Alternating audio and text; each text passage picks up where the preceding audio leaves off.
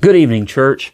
I pray that this finds you well and blessed and safe. There are a lot of things going on in the world around us that can challenge well, blessed, and safe, aren't there? Maybe in different ways from what we think. I got a text this morning from a friend who said, wow, the whole world seems to have fallen apart since the last time we had a visit.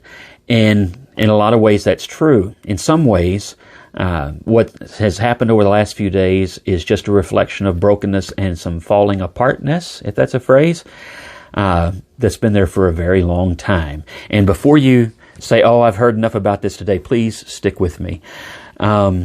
I want to share with you something that came to me after a conversation with one of my siblings a few years ago. And it hit me just like a ton of bricks. It was an epiphany and a revelation that has changed my ministry. It's changed my life. It's changed my relationships, even though the other people in those relationships may not realize this. But it's just completely revolutionized the way I look at some things. And I want to share it with you today because it's always helpful, but maybe in times like this, it's especially helpful. I was visiting with one of my siblings. I have 4 brothers and 4 sisters, if you don't know that.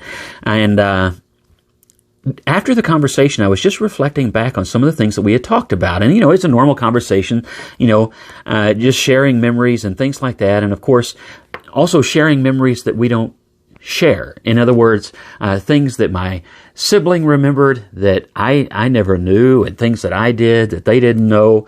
Completely different perspectives on our childhood and our family and things like that. And that's when it hit me. I was driving home and thinking about it and visiting with my wife about it. And it hit me. I know, again, from my training, that all communication is cross-cultural communication. And I'm going to come back to that. But all communication is cross-cultural communication. And what hit me after this conversation is that that's true on far more levels and in far more relationships than we realize. I mean, I know we say all, but we don't apply it to all. Here's the thing. Thinking about siblings, we assume because we have so many points of commonality. We have the same parents. We grew up in the same house, in the same block, with the same principles, the same teaching, going to the same church, being taught in the same elementary school, junior high, and high school, maybe even driving the same car.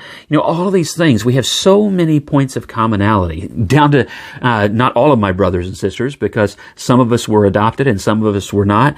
But different sets within my family even share at the DNA level points of commonality. And yet, if you stop talking and listen to a sibling about your childhood, it can be revealed to you that even in those relationships, and even parent-child relationships, it's cross-cultural. And we don't think about that way because we think, you both grew up in the same neighborhood, the same house, the same, maybe even in the same bedroom with siblings, and you went to the same church, you speak the same language, you have the same culture. How can it be cross-cultural? Because of all those points of commonality. That's what we think. But the truth is, I'm the second oldest in my family, but I was actually the firstborn into that household because I have an adopted sister who's older than me. She's like firstborn, but not the first there. It's kind of a funny thing about families with, blended families. You get that way. And so I was in the household longer, and there were even years where I was the only child there for 5 years. And then my first sister, she's not my youngest. Isn't that funny how that works? And she's not next in line either. But my next sister came into view. And of course, everything changes. But the family that I grew up with for those 5 years is not the family that I grew up in when it was my sister and I. And it's not the family that I grew up in when my next 2 sisters came. And it's not the family that I grew up in when I got 4 brothers and my youngest sister. And for none of us was that family experience the same. Now, I'm not talking about positives, negatives, or anything like that. I'm just talking about differences. For example, the exact same experience, and I'm not talking about anyone in particular, but just take any experience you had with your siblings. And that exact same experience, maybe it was only 5 minutes, 10 minutes, an hour, can be completely different for all 9 children in that view. For example, we floated down the Frio River one time. For some of us, that is one of our most cherished memories. That was a wonderful time. Our family had a blast. For another, that was the time where she didn't listen and she went over a small little waterfall and nearly busted her head open. Not the same experience. And so her memory is that, she nearly died. Her memory was that she got chewed out for not listening. I don't know, probably by brothers and sisters, not my parents. I think we did. But there's all of that. And so the experience for one is completely different than the other. For the experience of any given dinner where there were green beans, some of us had a wonderful experience because we loved green beans. And one of my sisters, it was traumatic and horrible because she had to eat 3, and there was crying and gnashing of teeth and sometimes rolling on the floor. And it was horrible, right? And it was completely different. Completely different experience. And then there are far bigger, more important ways in which it was different. And I can't even tell you what they are, because I would have to have my siblings come in here and we could talk about different experiences, and it would be totally different.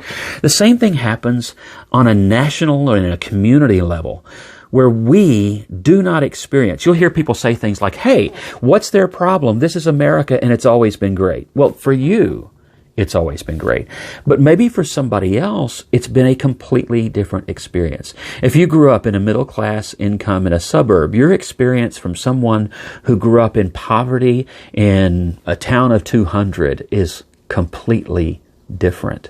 Do you know that just a few miles from this office, in the middle of America, in a place where the cost of living is lower than average, and so it's actually a place you can make your money go farther, and where people live a very good standard of living on the average, just a couple of miles from here are people who still live in shacks with dirt floors in America.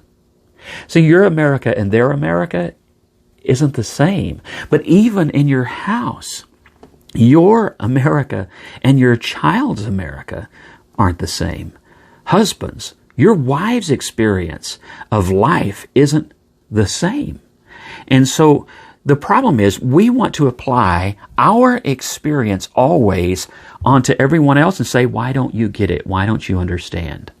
And what we need to ask is, what is the difference in that person's experience, whether it's in America or in your family, in your church, that is so different from mine that I don't understand them?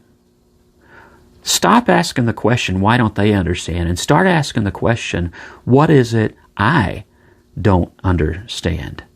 Years ago, a friend of mine who is an elder in the church, he and I went to visit a sister who we knew seemed kind of distant. We just wanted to encourage her, and we wanted to let her know that as leaders in that congregation, we cared for her, loved her, and wanted her to be a part of the family, and we just wanted to know how we could best encourage and strengthen her and her spirit. And over the course of the conversation, she revealed some things to us about her experience in that congregation. This is years ago, a whole different place, in a church that I love very much. And as she unfolded her experience, it hit both of us like a ton of bricks, that her experience in that church, this was a cross-cultural communication, her experience was nothing like ours. And it wasn't that she was dishonest. It wasn't that that church wasn't good. It wasn't that we were deceived. It simply was that our experiences had been completely different. And that then affects our perceptions.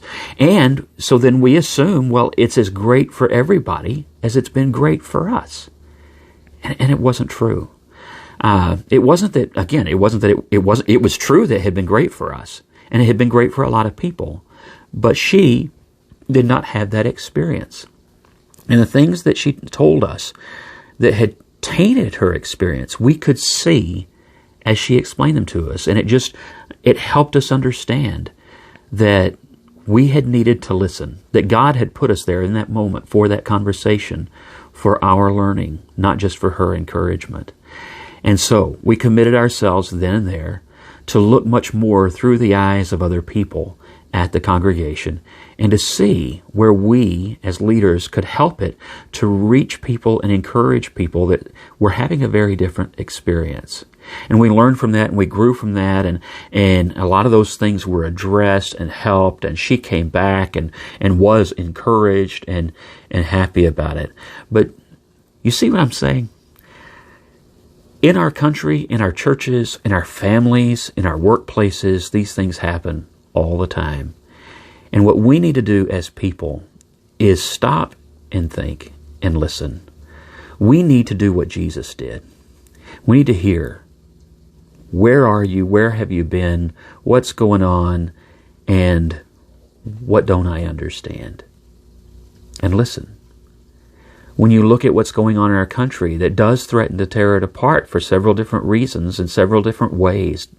Some with people that with agendas that aren't right, but a lot of them, they're like that young lady, and they just haven't had the experience that you may have had. And you need to go to them and listen. And don't try to put your experience on them, because it's not the same. In cross-cultural communication, you listen more than you speak. You learn more than you teach. And you honor what you hear. Because just because it hasn't been your experience doesn't mean it isn't real. Sometimes you'll find out that there are experiences that people have had that are far more real and raw than your own. And you may not want to hear them, but you need to. We need to be like Jesus, and that's going to mean learning to listen again, to listen more than we talk, to learn more than we teach, and to ask the question, not, why don't you understand? But, how can you help me understand? And when we do, God will start to change the world through us. Would you join me on that? I'm going to listen. If you're one of those people who actually needs to be heard, I'm going to tell you right now, come up here to this office, give me a call, text me, and I think I can volunteer our elders to do the same. But we want to be an encouragement to you. And if you need to be heard, we want to listen. God bless you. Have a good night, and let's go change the world.